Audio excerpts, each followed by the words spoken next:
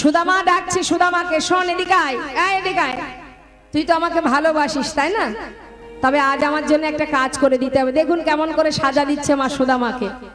কি বলছে? শোন, ওই দেখ রান্নাঘরে গুরুমা নাড়ু তৈরি করে রেখেছে, আমার জন্য দুটো নাড়ু এনে দিবি? তুই তো জানিস আমি একটু নাড়ু খেতে ভালোবাসি। সুদামা বলছে কেন আনবো না, দাঁড়া তুই দাঁড়া, আমি গুরুমাকে গিয়ে বলি, মা যখন আমাকে দেবে আমি তোকে দিয়ে দেব। আরে না, ওইভাবে আনলে হবে না, চুরি করে আনতে হবে। চুরি করে? আমি তো কখনো চুরি বিদ্যা শিখিনি কানাই।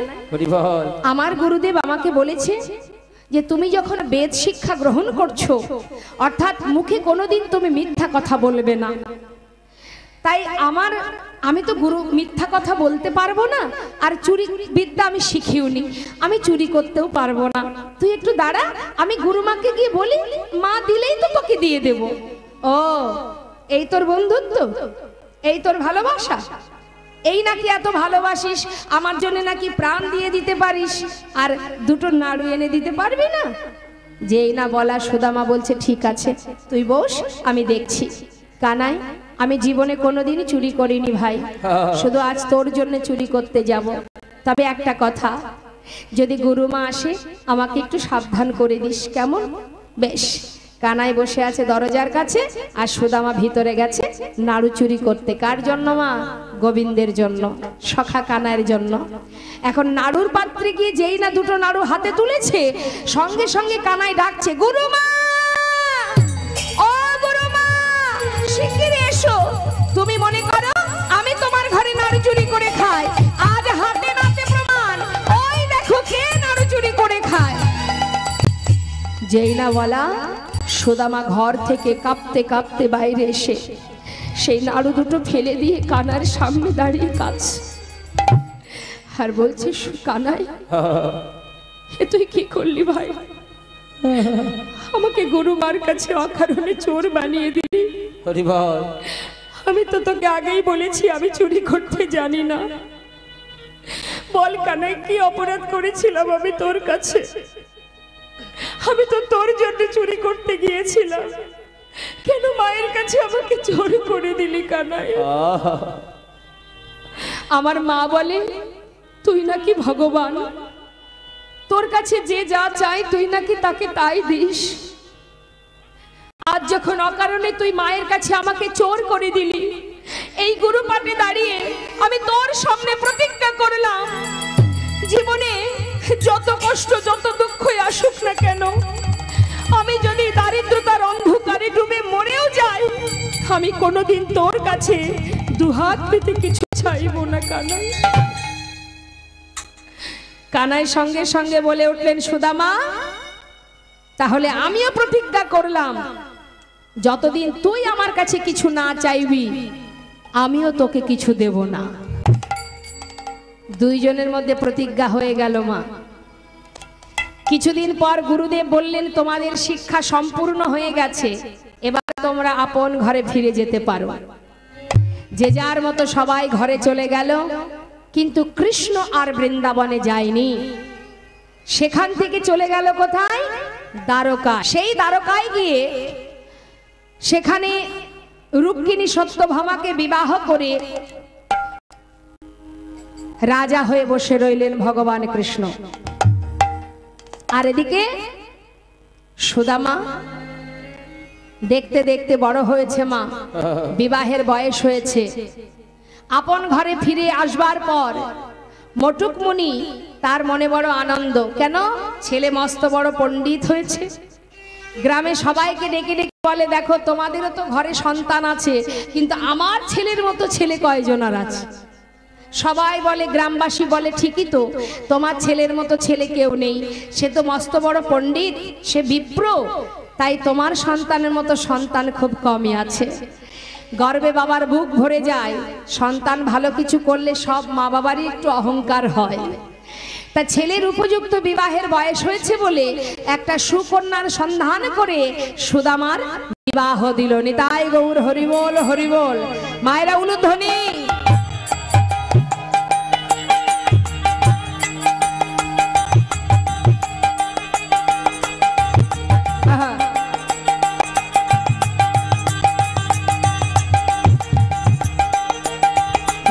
হরি বল।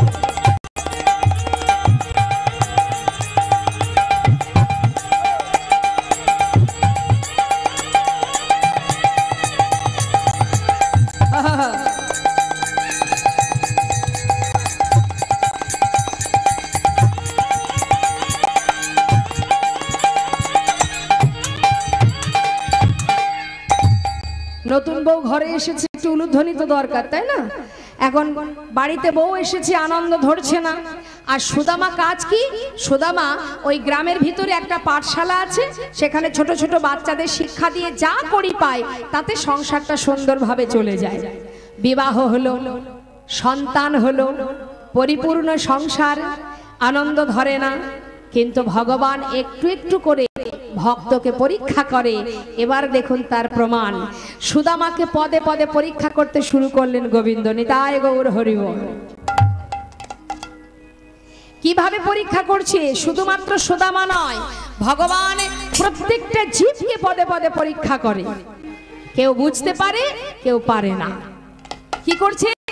ওই যে সুদামা প্রতিজ্ঞা করেছে, জীবনে কোনোদিন তোর কাছে কিছু চাইবো না। এখন গোবিন্দ চিন্তা করলেন, সুদামার জীবনের যত সুখ সব যদি আমি একটা একটা করে কেড়ে নিই, ও কত সময় না চেয়ে থাকবে। তাই একটার পর একটা পরীক্ষা করতে শুরু করলেন। কিভাবে করছে দেখুন। সুন্দর সংসার, হঠাৎ একদিন হলো কি মা, তার মাতা পিতা চলে গেল। হরি বল হরি বল। ইহলোক ছেড়ে পরলোক গমন করলেন। মাতা পিতা বিয়োগ হওয়ার পর ওই পাঠশালা থেকে যা পায় তাতে তার সংসার চলে যায়। কিছুদিনের মধ্যে সেই পাঠশালাটাও বন্ধ হয়ে গেল। আর যেই না পাঠশালা বন্ধ হয়ে গেল, এবার সংসার চলবে কি করে? সুদামার কাঁধে চলে এলো ভিক্ষার ঝুলি। নিতাই গৌর হরি বল। দাঁড়ে দাঁড়ে ভিক্ষা করে দিন কাটে তার। এক এক দিন যায়, কোনোদিন ভিক্ষা পায়, কোনোদিন পায় না। এক ভিখারি যদি রোজ রোজ দাঁড়ে দাঁড়ে আসে, সবাই কি রোজ ভিক্ষা দেবে? কোনোদিন পায়, কোনোদিন পায় না। এই ভিক্ষার ঝুলি নিয়ে যেদিন ভিক্ষা পায় সেদিন সবাই মিলে খাওয়া দাওয়া করে দিন কাটে, যেদিন পায় না সেদিন সারা রাত কৃষ্ণ কৃষ্ণ কৃষ্ণ বলে দিন কাটিয়ে দেয়। কিন্তু মুখ থেকে কখনো কৃষ্ণ নাম ছাড়া আর কিছু সে জানে না। নিঃশ্বাসে প্রশ্বাসে কৃষ্ণ কৃষ্ণ কৃষ্ণ। দেখতে দেখতে তার পিতৃ সম্পদ বলতে যা ছিল সব একটু একটু করে শেষ হয়ে গেল। পিতৃ সম্পদ শেষ হয়ে যাবার পর সুদামা তার স্ত্রীকে নিয়ে আর সন্তানদের নিয়ে গাছতলা সার করলো। হরি বল হরি বল। গাছের তলায় দিন কাটে মা, ঝড় বৃষ্টি চলে যায় মাথার উপর দিয়ে। কিন্তু এমন একটা স্ত্রী সুদামা পেয়েছে যে কিনা শিবের পূজা করতেন। তাই ভোলানাথের কাছে বলেছিলেন, হে প্রভু, যদি কোনোদিন আমাকে স্বামীর ঘরে পাঠাও, এমন স্বামী আমাকে দেবে যার অর্থ থাকুক বা না থাকুক আমার দুঃখ নেই, কিন্তু সে যেন সত্যবাদী হয়, যেন কখনো সে মিথ্যা কথা না বলে। আর পেয়েছেও তাই। সুদামা জীবনে কোনোদিন মিথ্যা কথা বলতো না। দেখুন মা, ভক্ত কাকে বলে? এত কষ্ট এত দুঃখ তথাপিও কৃষ্ণ ছাড়া সে আর কিছু জানে না। আমাদের জীবনে কষ্ট এলে আমরা ভগবানকে ডাকি না, সেবাও দিই না, একবার প্রণামটুকু করি না। কেন না? সে আমাদের কষ্ট দিয়েছে, কেন তার সেবা দেব? এটা তো ভক্তের লক্ষণ নয়। ভক্তের স্বভাব কি? এই সুদামার এই লীলা থেকেই আমরা জানতে পারব। কি করলো? ওই ভিক্ষা করে দিন কাটে গাছের তলায়, স্ত্রীদের নিয়ে, স্ত্রী আর সন্তানদের নিয়ে। স্ত্রীর অঙ্গে একটা বসন, তা সারা জায়গায় ছেঁড়া, লজ্জা ঢাকার জায়গা নেই। এক বসনে দিন কেটে যায় তার। একদিন তার স্ত্রী সুশীলা বলছে, স্বামী একটা কথা বলবো? শুনেছি তোমার বন্ধু নাকি ভগবান, আবার শুনেছি সে নাকি দ্বারকার রাজা। যাও না স্বামী, আমাদের এই অবস্থা, আমাদের এমন দারিদ্রতা, একটু তার কাছ থেকে কিছু চেয়ে আনবে। যাও না, কিছু চেয়ে নিয়ে এসো।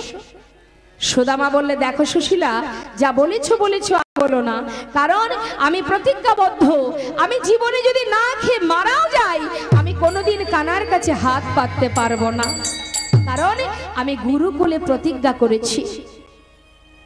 সুশীলা বলছে স্বামী ঠিক আছে, চাইতে হবে না। আচ্ছা, যাকে তুমি এত ভালোবাসো তাকে কি দেখতে তোমার মন চায় না? চাই। বন্ধুকে দেখতে কার না মন চায়? কিন্তু সুশীলা, আমার মনে ইচ্ছা হলেও আমার উপায় কি আছে বলো? কেন?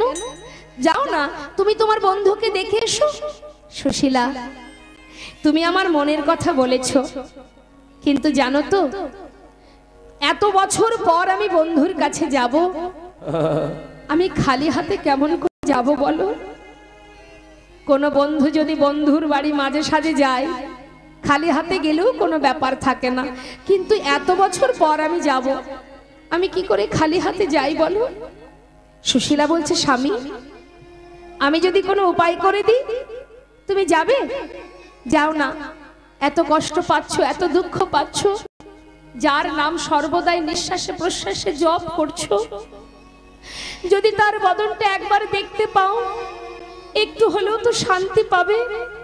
যাও স্বামী, আমার কথা, আমার সন্তানের কথা ভাবতে হবে না, তুমি একবার তোমার বন্ধুকে দেখে এসো, যাও। সুশীলা, আমি কি করে যাব বলো? দেখছি আমি কোনো উপায় করতে পারি কিনা। ধনী পরিবারের কন্যা সুশীলা, সে কি করলো? দাঁড়ে দাঁড়ে ভিক্ষা করতে আরম্ভ করলো। মা, আমায় ভিক্ষা দাও গো। আঁচল বেঁধে ভিক্ষা করছে সুশীলা। নগরবাসী ভিক্ষা দাও আমায়, তোমরা ভিক্ষা দাও গো। নগরবাসী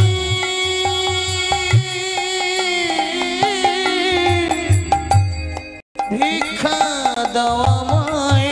কেউ উঠে আসবেন না, এখন বসুন, এখন কেউ আসবে না, লীলায় বিঘ্ন ঘটবে, শেষে দেবেন। আমায় ভিক্ষা দাও গো,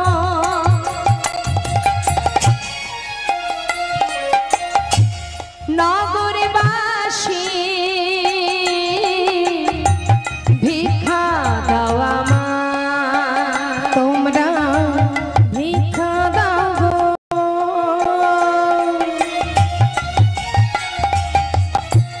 নগরবাসী ভিক্ষা দাও আমায়। যেই না একজনের ঘরে দরজার কাছে এসে ভিক্ষা চেয়েছে, সঙ্গে সঙ্গে মুখের উপরে দরজা বন্ধ করে দিয়ে বলছে, এই এদিকে আয়। দেখ দেখ, ই আবার কোথা থেকে এলো রে? হ্যাঁ, আগে কখনো দেখেছিস? আরে, নিত্য নতুন ভিখারি জ্বালায় কি আমাদের গ্রাম ছেড়ে দিতে হবে? আরে শোনো শোনো, কে তুমি? কোথা থেকে উদয় হলে? অন্য বাড়ি যাও, এ বাড়ি ভিক্ষা হবে না। যাও যাও, অন্য বাড়িতে যাও। দেখবেন মা, অনেক সময় অনেকে আছে ভিখারিকে তাড়িয়ে দেয়, তাই না? বলে হাত খালি নেই, অন্য বাড়ি যাও। আবার পাশের বাড়ি গেছে সুশীলা, সেখানে গিয়ে আবার বলছে, আমায় ভিক্ষা দাও গো।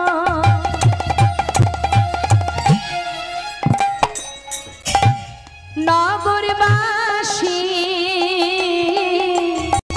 ভিক্ষা দাও আমায়, তোমরা ভিক্ষা দাও গো। ওগো নগরবাসী ভিক্ষা দাও আমায়। আরে, এই আবার কোথা থেকে এলো রে? এই এদিকে এদিকে, এই বউটাকে মনে হচ্ছে আগে কোথাও দেখেছি, চেনা চেনা মনে হচ্ছে। আরে সুন্দরী বউকে পাঠিয়েছে না? আচ্ছা, সুদামার বউ, দেখেছো কাণ্ড? আরে সুদামা মনে হয় ভিক্ষা করে আর কেউ ভিক্ষা দেয় না, তাই আজকে বউটাকে রাস্তায় নামিয়ে দিয়েছে। হায় হায় হায় হায়, বলি ছি ছি ছি। এই যে, এ বাড়ি হবে না, অন্য বাড়ি যাও। আমরা অনেক কষ্ট করে রোজগার করি, ভিক্ষা করে খাই না, যাও যাও যাও, অন্য বাড়ি যাও। আবার তাড়িয়ে দিল মা। পাশের বাড়ি গিয়ে আবার বলছি ভিক্ষা দাও গো,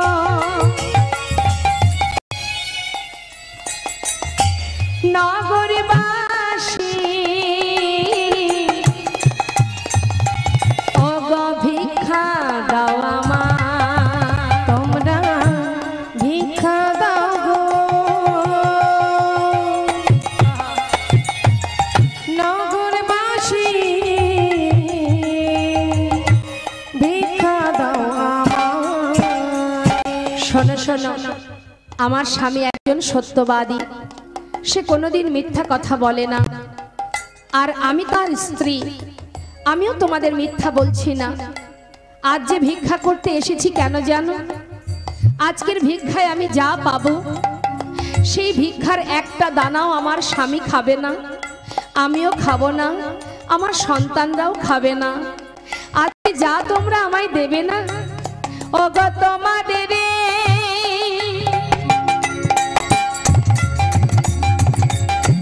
ভিক্ষার দ্রব্য পাবে সে মোরা, তোমাদের ভিক্ষা দ্রব্য পাবে সে মোরা, ভিক্ষা দাও আমায় তোমরা,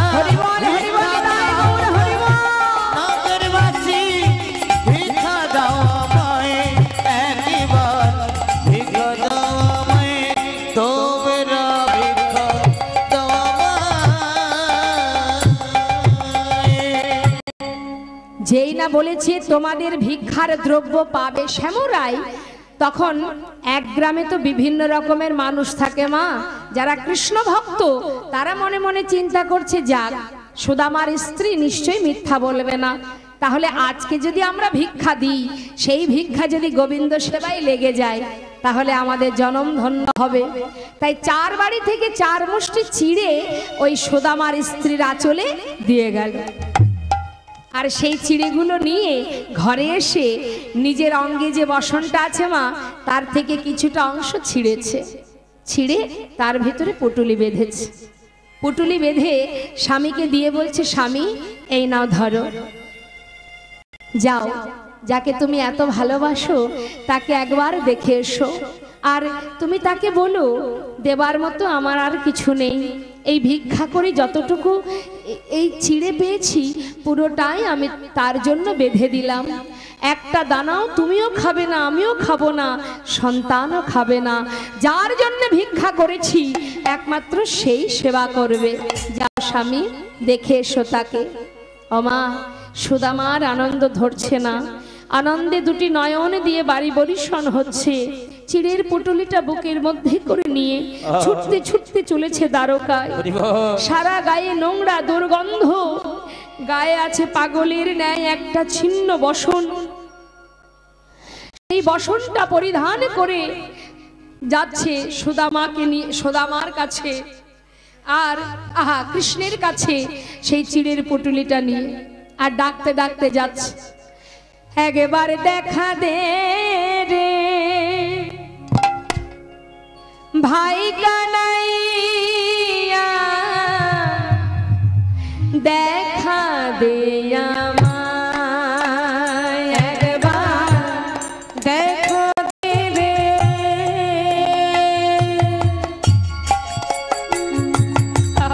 ভাই কানাইয়া, দেখা দে আমায়, একবার দেখা দে রে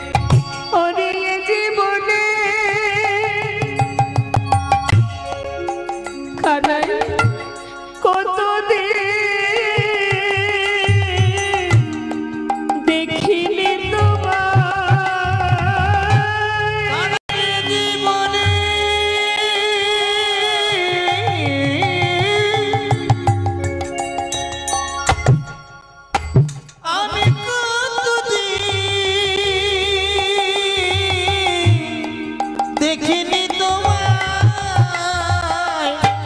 দেখা দে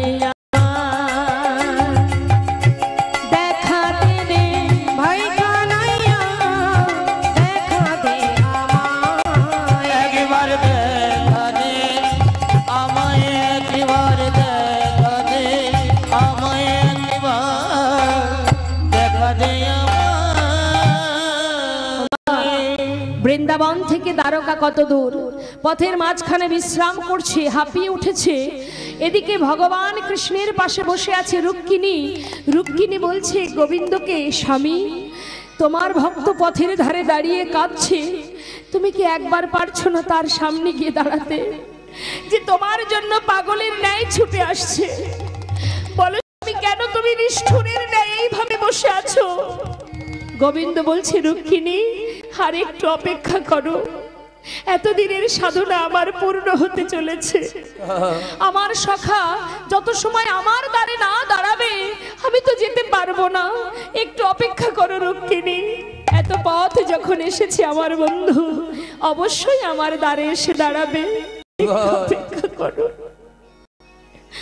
এমন সময় সুদামা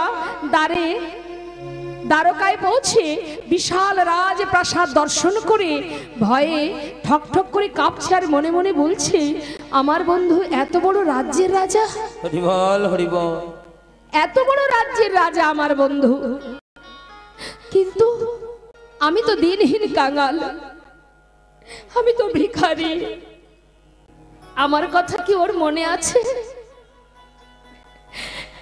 আমার মতো বন্ধুর কথা হয়তো সে ভুলে গেছে, কিন্তু এসেছি যখন একবার দেখা করে যাব, জানি না সে আমায় চিনতে পারবে কিনা।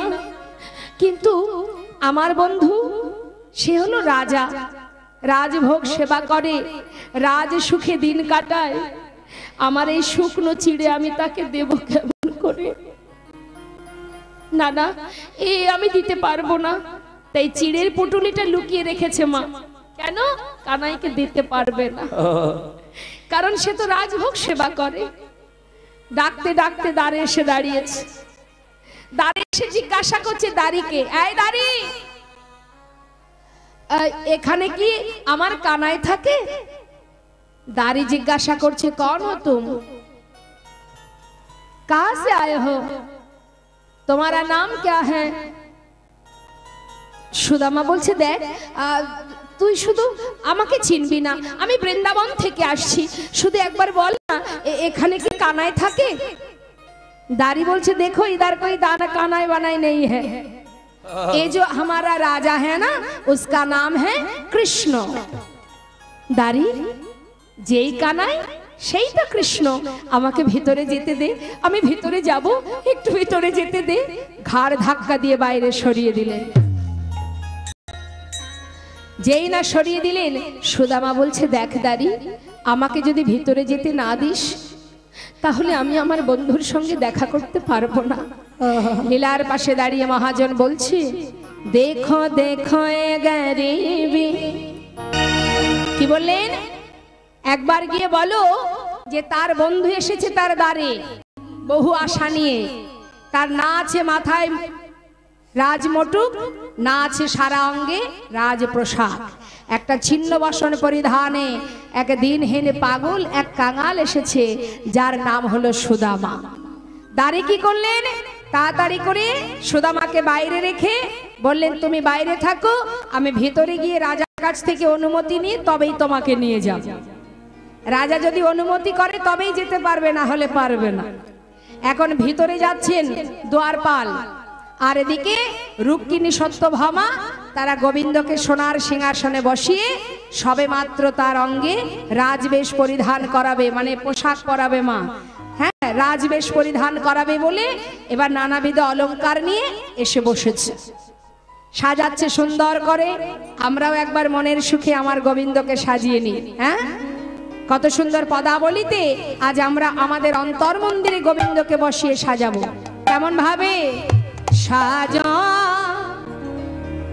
মহান তুমি সাজা, সাজো মোহন তুমি সাজো, সাজো মোহন তুমি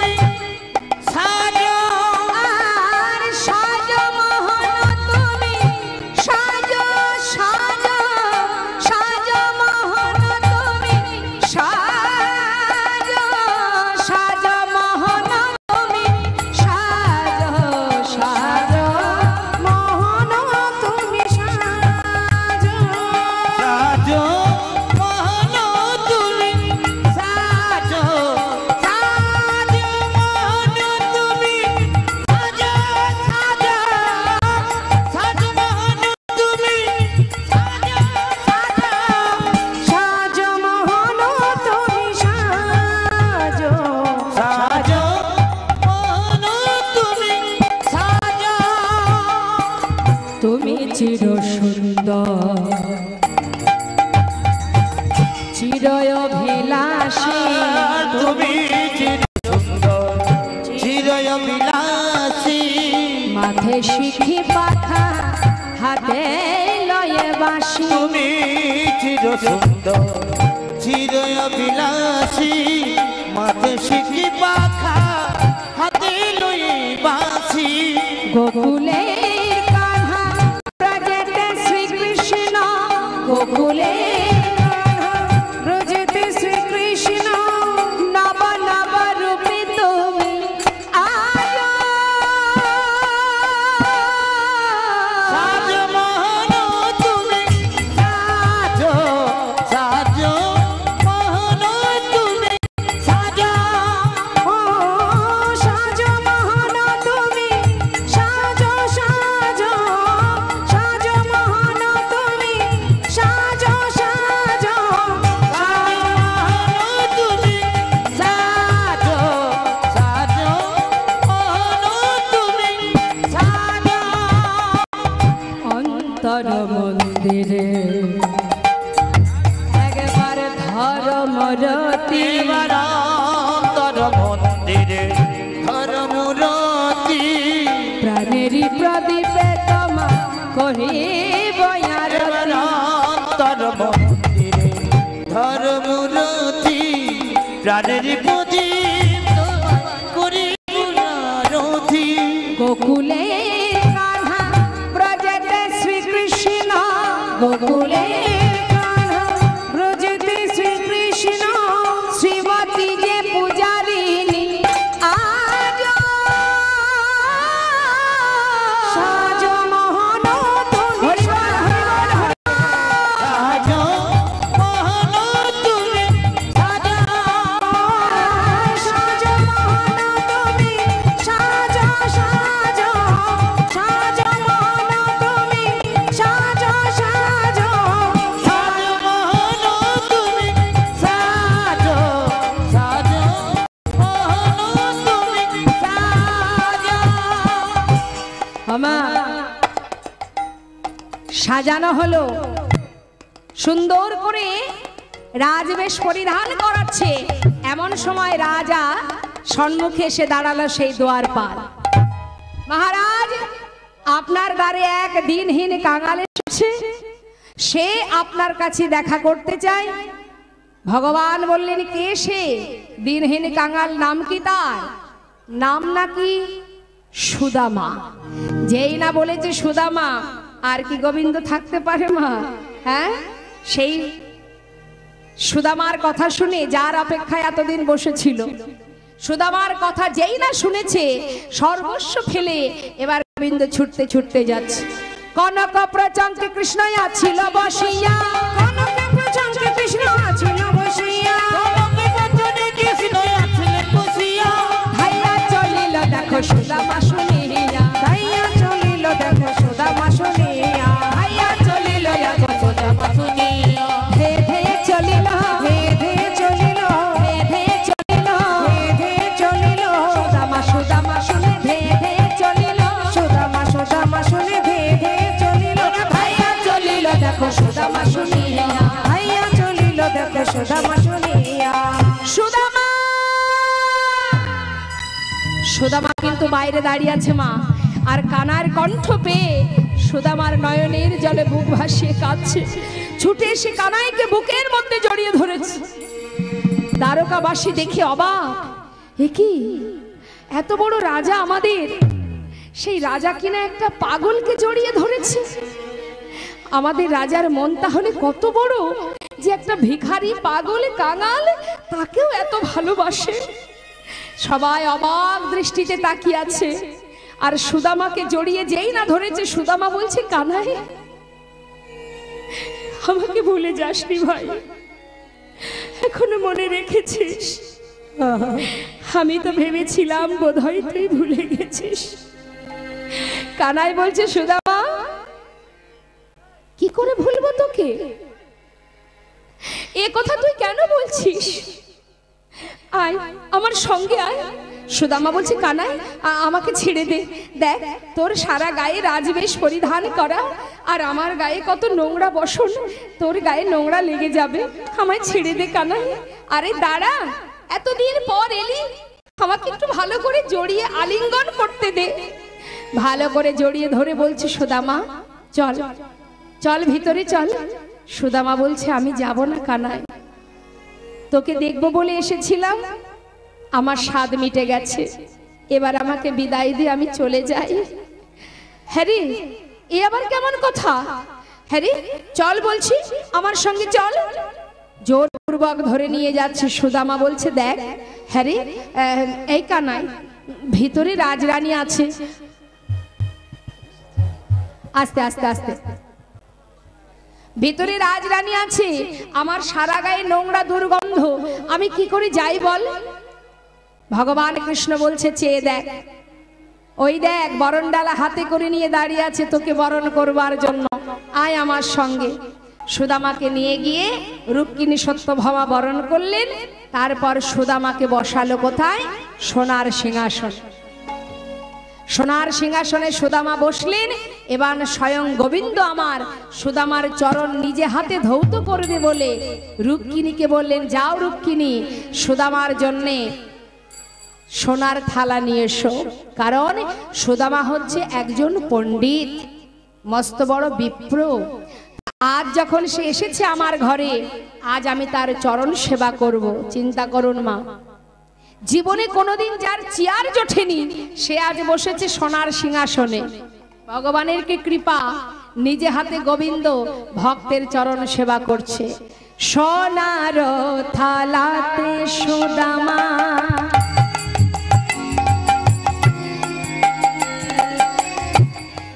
আজ চরণ রাখিল, সোনার থালাতে সুদামা দেখো চরণ রাখিল। আর কি করলো? স্বর্ণ ভিকারে জল চরণেতে দিল, স্বর্ণ ভিকারের জল সুদামার চরণেতে দিল। দেখো নয়ন জলে প্রাণ গোবিন্দ আমার,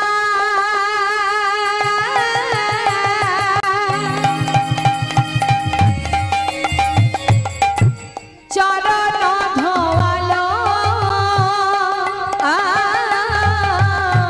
নয়ন জলে প্রভু আমার,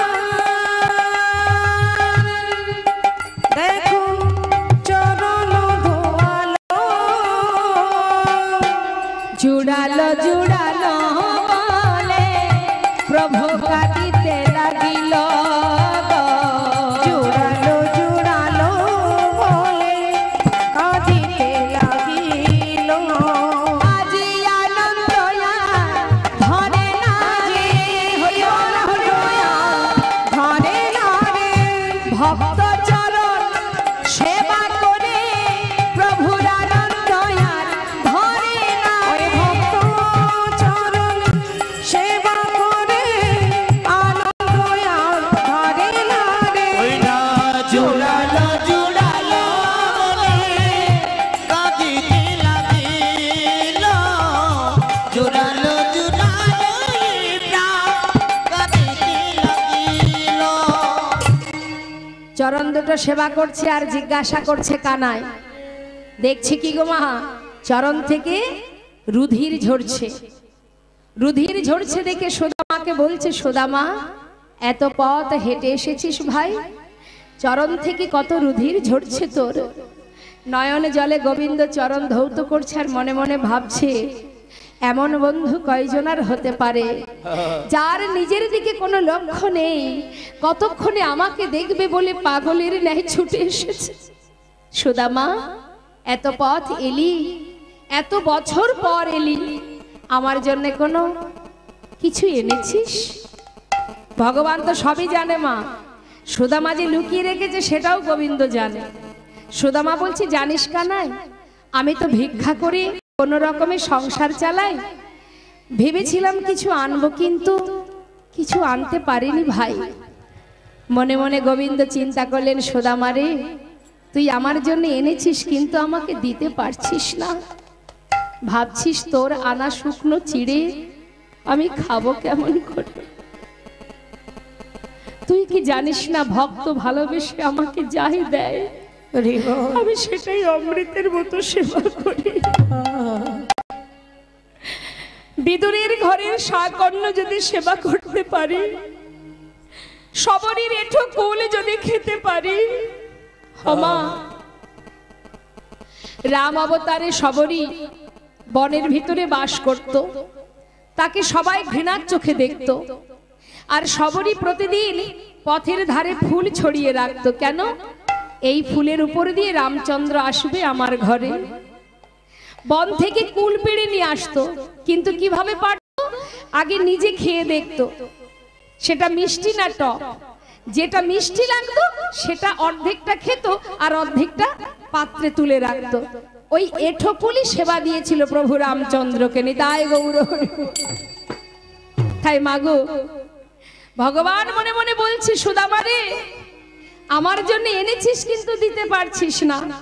ভাবছিস আমি রাজহালে থাকি, এই রাজহালে থেকে অমৃত সেবা করি, আমি তোর শুকনো চিড়ে খাবো কি করে? বেশ, তুই যখন দিলি না, কিন্তু আমি তো সেবা করবই, তোকে দিতে হবে না, সময় হলে আমি খেয়ে নেব। কিছু কথা না বলে চরণ ধৌত করে সুদামাকে স্নান করিয়ে শুদ্ধ বসন পরিয়ে সেবা দিলেন মা। রুক্মিণী সত্যভামা সেবা দেবার পর শয়ন মন্দিরে সুদামাকে শয়নে দিলেন। তাই গৌর হরি বল। ঠিক মধ্যরাত, গোটা রাজ্যে সবাই ঘুমিয়ে, রাজমহলে সবাই ঘুমিয়ে পড়েছে। ঠিক সেই সময় স্বয়ং গোবিন্দ আমার এক পা দুপা করে সুদামার মন্দিরে প্রবেশ করেছে। মন্দিরে প্রবেশ করে সুদামা যেখানে শুয়ে আছে, ঠিক তার চরণের পাশে গিয়ে বসেছে মা। চরণের পাশে বসে দুহাত দিয়ে তার চরণ সেবা করছে। ভক্ত কাকে বলে মা? কেন? কত পথ হেঁটে এসেছে বন্ধু, কত না জানি পায়ে ব্যথা হয়েছে, যাতে ভালো করে ঘুমাতে পারে। তাই গোবিন্দ চরণ সেবা করছে ভক্তের। একদিকে সে বন্ধু আর একদিকে সে ভক্ত। চরণ সেবা করতে করতে হঠাৎ দেখছে চরণ তলে কত কাটা ফুটে আছে। গোবিন্দ নয়নের জলে বুক ভাসিয়ে কাঁদছে আর মনে মনে ভাবছে, সখা, চরণ তলে এত কাটা ফুটেছে, সেদিকেও তো লক্ষ্য নেই। কতক্ষণে আমায় দেখবি তুই? এত ভালোবাসিস আমায়। একটা একটা করে কাটা পরিষ্কার করছে মা। আবার লক্ষ্য রেখেছে যাতে সুদামার ঘুম ভেঙে না যায়। কাটা পরিষ্কার করতে করতে একটা কাটা দেখছে বেশ কিছু ভিতরে ঢুকে গেছে, সেটা টেনে বের করতে পারছে না। তাই স্বয়ং প্রাণ গোবিন্দ আমার নিজের বদনটা চরণ তলে নিয়ে গিয়ে নিজের দাঁত দিয়ে সেই কাটাটাকে ধরে জোর করে যেই না বের করেছে, সুদামা চমকে উঠেছে। আর যখনই চমকে উঠেছে, সুদামার যে লুকানো চিড়ের পুটুলি ছিল সেটা নিচে পড়ে গেছে। কানাই বলছে, সুদামা, এর মধ্যে কি ভাই? আমার জন্য এনেছিস কিন্তু আমায় দিসনি। দাঁড়া। ছুটে গিয়ে পুটুলিটা হাতে তুলে যেই না খুলতে যাবে, হঠাৎ সুদামা বলছে, কানাই, আমাকে ফিরিয়ে দে, তুই খেতে পারবি না, দে বলছি, আমায় ফিরিয়ে দে। কানাই বলছে, কি বললি? খেতে পারবো না? তার মানে আমার জন্য কিছু এনেছিলি, আমায় দিসনি, আবার তুই অন্যায় করেছিস। দাঁড়া। যেই না খুলেছে দেখছে তার মধ্যে চিড়ে। ও, চিড়ে এনেছিলি? ঠিক করেছিস। জানিস সুদামা, প্রতিদিন না ক্ষীরসর ননি খেতে খেতে না আমার মুখে রুচিটাই আর নেই। আজ যখন চিড়ে এনেছিস, আমি একটু চিড়ে খেয়ে আমার মুখে স্বাদটা পাল্টাবো। যাক, ভালোই করেছিস। আরে এই না হলে কি বন্ধু? দাঁড়া দাঁড়া। যেই না চিড়ে মুখে দিতে যাবে, হঠাৎ দেখছে কি মা, চিড়েগুলো সব ভেজানো। কিরে, আবার ভিজিয়ে এনেছিস? বুঝেছি বুঝেছি, শুকনো চিড়ে খেতে গেলে নিশ্চয়ই মুখে ব্যথা লাগবে, তাই তুই ভিজিয়ে এনেছিস। সুদামা বলছে কানাই, ও কানাই, ওরে কানাই রে, আমি তো চিড়ে ভিজিয়ে আনিনি ভাই, তবে জানি না কেমন করে চিড়ে ভিজে গেল। তবে আমার মনে হয় পথে আসবার সময় যখন আমি তোর কথা মনে মনে ভাবছিলাম, আমার দুটি নয়ন থেকে বাড়ি বরিশাল হচ্ছিল। আমার মনে হয় আমার চোখের জলে চিড়ে ভিজে গিয়েছে আমার চোখে।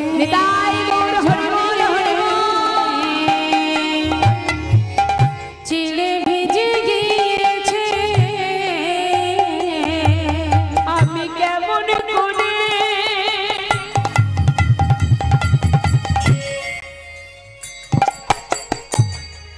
কেমন করে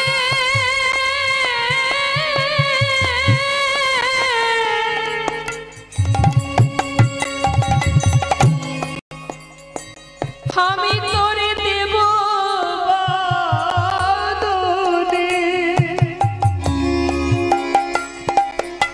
আমার চোখে জলে চিড়ে ভিজে গিয়েছে, আমি কেমন করি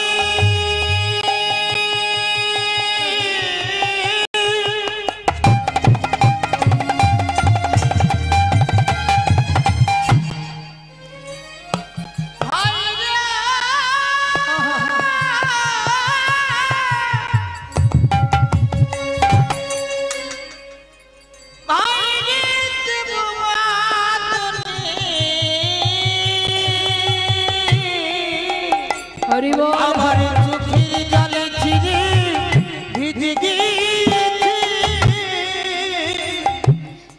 ভগবান বলেছে সুদামা রে,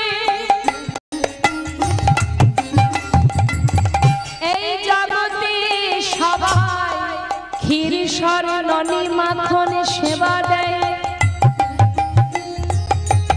কিন্তু চোখের জলে ভিজানো চিড়ে কেউ দেয় না। আমি তোর সামনে দাঁড়িয়ে প্রতিজ্ঞা করলাম, যে চিড়ে তুই আমায় দিতে পারছিস না, আগত কলিযুগে আমি নদিয়ায় গৌর হব, আর যদি কোন কলির জীব যদি আমায় সেবা দিতে চায়, যদি কোন কাঙালি যদি কোন রাজা কোন মন্ত্রী আমায় সেবা দিতে চায়, দাঁড়ে দাঁড়ে ভিক্ষা করে যদি মাটির মালসায় আমায় চিড়ে ভোগ দেয়, তবে আমি সেই ভোগ গ্রহণ করব। হরি বল, হরি বল। এই আমি তোর সামনে দাঁড়িয়ে আমি প্রতিজ্ঞা করলাম সুদামা, আগত কলিযুগের গৌর হয়ে আমি চিড়ে সেবা করব। হরি বল, হরি বল। তাই কলিযুগে মহাপ্রভুর সেবা হয় কিসে মা? মাটির মালসায় চিড়ে ভোগ, তাই না? সুদামাকে কথা দিয়েছিল, যে চিড়ে তুই দিতে পারছিস না, দ্বিধা করছিস, আগত কলিযুগে আমি গৌর হয়ে যাব, সে রাজাই হোক আর ভিখারি হোক, দাঁড়ে দাঁড়ে ভিক্ষা করে যদি মাটির মালসায় সেবা না দেয় আমি গ্রহণ করব না। কেন বললো কথাটা? আমরা যদি সেবা করতে যাই আমাদের কত কি আইটেম থাকে, থাকে না? আহা, সেবা করতে গেলে সামনে টিভি থাকবে, টেবিল, ডাইনিং টেবিলের মধ্যে আমাদের ফুলের টব থাকবে, ঝাড়বাতি থাকবে, হ্যাঁ, দামি দামি প্লেটে সেবা করব, কত রকম আয়োজন। কিন্তু যিনি বিশ্ব ব্রহ্মাণ্ডের মালিক, তিনি তো বলতে পারতেন আমার জন্য সোনার থালায় খেতে দেবে, কি তিনি কেন দিলেন না? বললেন না, না যারা ধনী তারা সবই জোগাড় করতে পারবে, কিন্তু যারা দিনহীন কাঙাল তারা কি করে পারবে সোনার থালা বানাতে? তাই স্থির করলেন যে আমি বিশ্ব ব্রহ্মাণ্ডের মালিক হলেও যে ভক্ত আমায় সেবা দিক না কেন, যদি মাটির মালসাই করে আমাকে চিড়ে ভোগ দেয় তবেই গ্রহণ করব, নাইলে সেবা করব না। নিতাই গৌর হরি বল, হরি বল। কথা দেবার পর কিছুদিন সুদামার ঘরে, আহা কৃষ্ণের কাছে সুদামা থাকলো মা। ঠিক তার মাঝখানে কানাই মানে কৃষ্ণ তার রুক্মিণীকে ডেকে বলছে, রুক্মিণী তোমাকে একটা কথা বলবো। রুক্মিণী বললেন, বলো স্বামী। শোনো রুক্মিণী, তুমি তো স্বয়ং লক্ষ্মী, তুমি পারবে রুক্মিণী? আজ আমি তোমার কাছে একটা জিনিস চাইব। কি স্বামী? রুক্মিণী, আমার বন্ধু মস্ত বড় কাঙাল, দিনহীন কাঙাল, জীবনে এত কষ্ট পাচ্ছে সে, এত দারিদ্রতা তার, তথাপিও কোনোদিন সে আমার কাছে কিচ্ছু চাই না। রুক্মিণী, আমি তোকে প্রতিজ্ঞা করেছি যে ও না চাইলে আমি ওকে দিতে পারবো না, তাই ও তো আমার কাছে চাইছে না, আমি দেব কি করে বলো? তাই তুমি পারবে। রুক্মিণী, তুমি যাও, আমার বন্ধুর সমস্ত দারিদ্রতা দূর করে তুমি তাকে মহা সুখে সুখী করো। রুক্মিণী বললেন, বেশ তাই হবে। বিশ্বকর্মাকে সঙ্গে করে নিয়ে রুক্মিণী চলে গেল, গিয়ে সুন্দর রাজপ্রাসাদ বানিয়ে দিলেন। তাই গৌর হরি। এদিকে সুদামা কিন্তু কিছুই জানে না মা। কিছুদিন বিশ্রাম করার পর হঠাৎ সুদামা বলছে, কানাই এবার আমাকে বিদায় দে ভাই, এবার যেতে হবে। গোবিন্দ পরীক্ষা করছে সুদামাকে, বন্ধু যাবার আগে কিছু চাইবি? বল, কিছু যদি চাস খুলে বল। সুদামা বললেন, দেখ কানাই, তোকে দেখেছি আর আমার জীবনে কোনো স্বপ্ন নেই, আমার সমস্ত দুঃখ দূর হয়ে গেছে, এবার আমি হাসি মুখে চলে যাই, আমাকে বিদায় দে কানাই। তবে একটা কথা তোকে বলি, এই যে তুই আমায় ভালোবাসিস, কথা দে ভাই, যেন সঙ্গ ছাড়া করিস না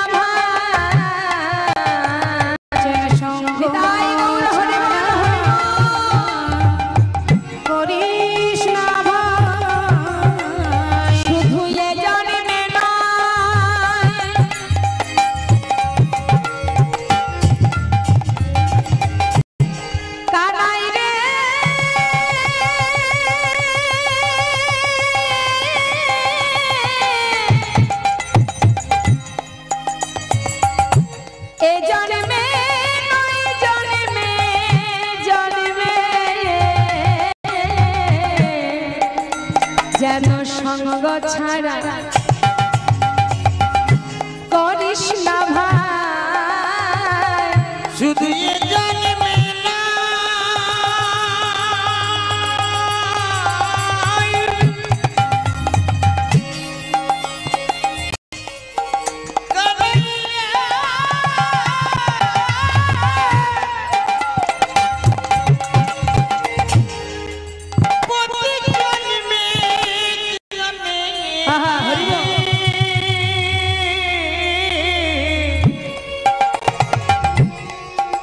যেন সঙ্গ ছাড়া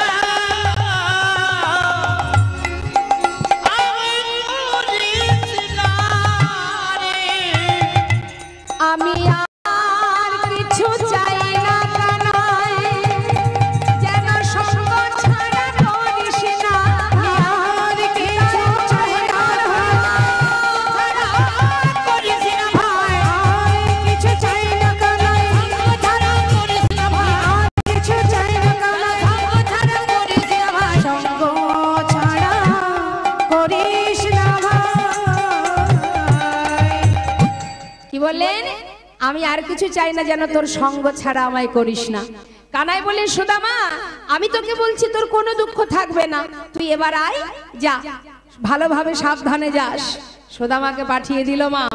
এদিকে সুদামা ফিরে এসে আর খুঁজে পাচ্ছে না তার স্ত্রীকে, কারণ যে গাছের তলায় ছিল তার স্ত্রী সুশীলা সেখানে সে আর নেই, সেখানে একটা রাজপ্রাসাদ তৈরি হয়েছে। সুদামা চিন্তা করছে কি ব্যাপার, এই এত বড় প্রাসাদ কে বানালো, হয়তো কোনো ধনী ব্যক্তি বানিয়েছে, কিন্তু আমার গিন্নি কোথায়, আমি তো তাকে খুঁজে পাচ্ছি না। দেখুন মা, এই লীলা থেকে আমরা একটা জিনিস জানতে পারি যে ভগবানের কাছে চাইবার প্রয়োজন হয় না। হ্যাঁ, না চাইতে সব পাওয়া যায় যদি তার প্রতি একনিষ্ঠ ভক্তি থাকে। নিতাই গৌর হরি বল। চাইলে বরং কম হয়ে যাবে, চাইবার কোনো প্রয়োজন নেই, চাইলে কম হয়ে যায়। চাওয়ার কি দরকার, শুধু সঁপে দাও তার চরণে, তোমার সমস্ত দায় দায়িত্ব তো তার, সেই তো তোমাকে দেখভাল করবে। জন্ম থেকে মৃত্যু পর্যন্ত তোমার কাছে ছায়ার মতো আছে, শুধু তুমি দেখতে পাচ্ছ না। একবার ভরসা করো, নির্ভরশীল হও, দেখবে। এই লীলা ভগবান করেছেন কেন? সবে জীবের শিক্ষার জন্য, শিক্ষামূলক লীলা। এবার সুদামা চারিদিকে খুঁজছে, এমন সময় দেখতে পেল কি যে উপর থেকে একটা রাজরানীর ন্যায় এক রমণী বরণডালা নিয়ে নেমে আসছে। সুদামা হাঁ করে তাকিয়ে আছে, যেই না নিচে নেমেছে দেখছে কে, তারই স্ত্রী সুশীলা। এ কি সুশীলা তুমি? আমি তো তোমাকে চিনতেই পারছি না, কে করলো তোমার এমন অবস্থা? স্বামী, তুমি কিছু না চাইলে কি হবে, তুমি চলে যাবার পর তোমাকে সর্বসুখী সুখী করেছে তোমারই বন্ধু। নিতাই গৌর হরি বল। বরণ করে স্বামীকে ঘরে নিয়ে গেল। ঘরে নিয়ে যাবার পর এবার দুজনে রাধা গোবিন্দের সেবায় রত হলেন।